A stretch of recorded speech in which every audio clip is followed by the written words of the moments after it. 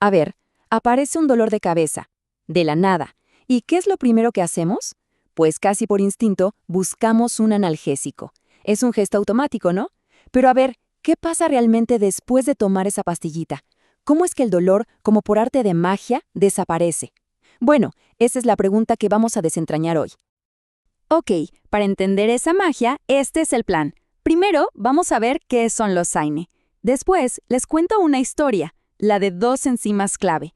Veremos cómo los analgésicos más comunes las bloquean. Luego, un enfoque un poco más dirigido. Y cerraremos con algo súper importante, el equilibrio de riesgos. Y es que esa es la pregunta del millón, ¿no?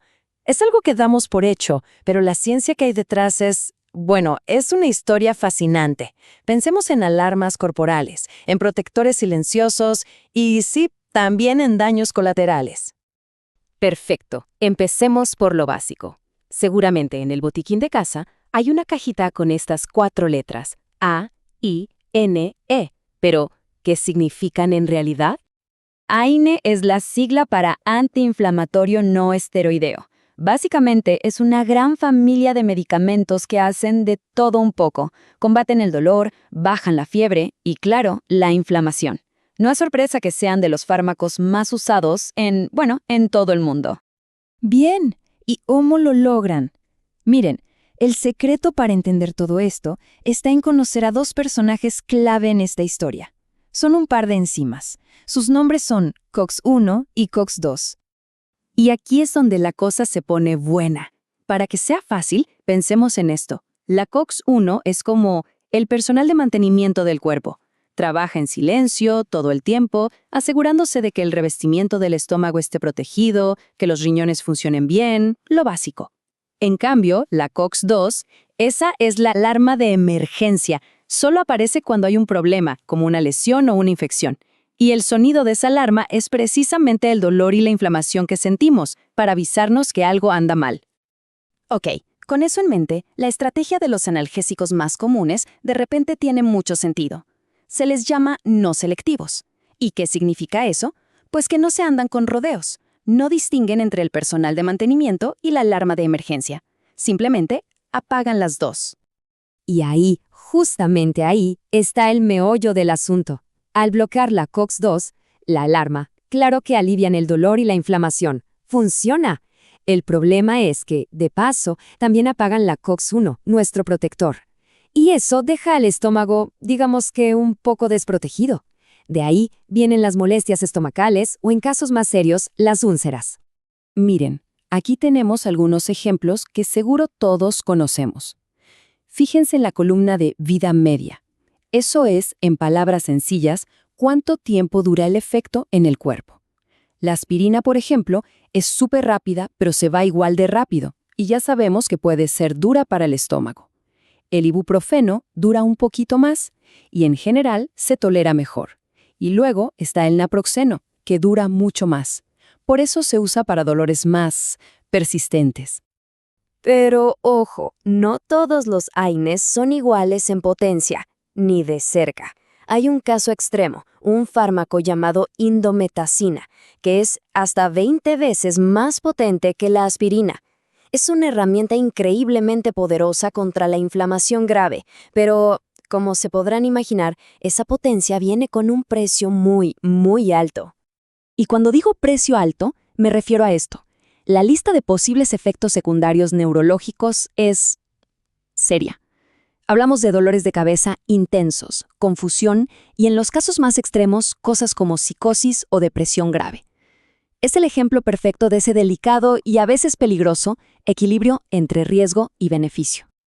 Ok, y seguro alguien está pensando, ¿y el paracetamol? ¿Dónde queda? Es una pregunta súper común. Y la respuesta es que, el paracetamol juega en otra liga. Técnicamente, no es un AINE como los demás.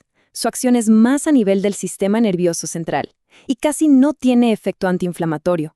Por eso es mucho más amable con el estómago. Pero, cuidado, que sea amable con el estómago no significa que no tenga riesgos. Con el paracetamol hay un número que es crucial recordar. 4 gramos. Esa es la dosis máxima en un día para un adulto.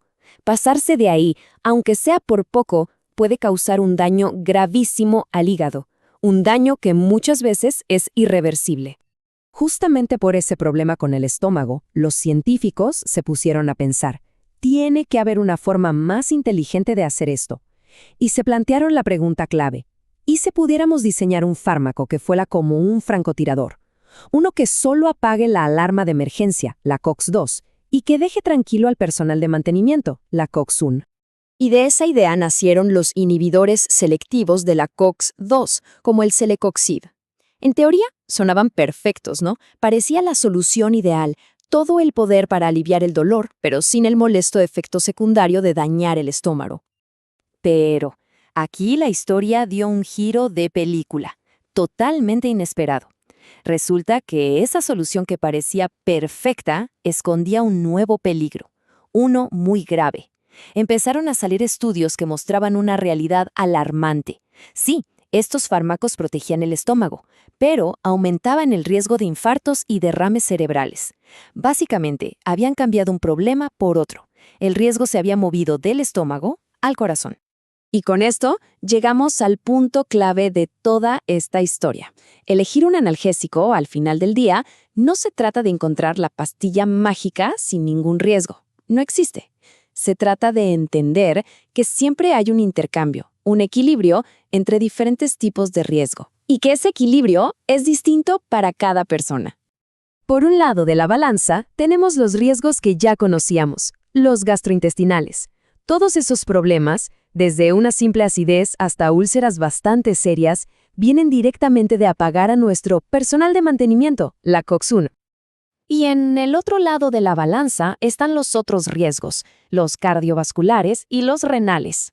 Aquí hablamos de cosas como aumento de la presión arterial, retención de líquidos y, como ya vimos, el mayor riesgo de problemas serios como infartos o derrames, sobre todo con algunos tipos de AINE. Entonces, ¿cuál es la conclusión práctica de todo esto? Pues que no hay una receta única que sirva para todo el mundo. El tratamiento siempre tiene que ser un cálculo muy cuidadoso. Hay que poner en una balanza la necesidad de aliviar el dolor y en la otra, los riesgos que tiene cada persona. Y la regla de oro es simple: usar la dosis más baja que sea efectiva por el menor tiempo posible.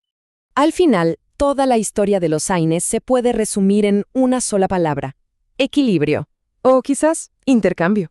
Entender cómo funcionan la COX-1 y la COX-2 no es solo para nerds de la ciencia, ¿eh? Es la clave para entender por qué siempre hay que hacer concesiones y por qué elegir un analgésico, por muy común que sea, es una decisión médica que tiene su peso. Y todo esto nos deja con una gran pregunta flotando en el aire. Con todos estos intercambios tan complejos, ¿será posible crear algún día un analgésico que no tenga efectos secundarios?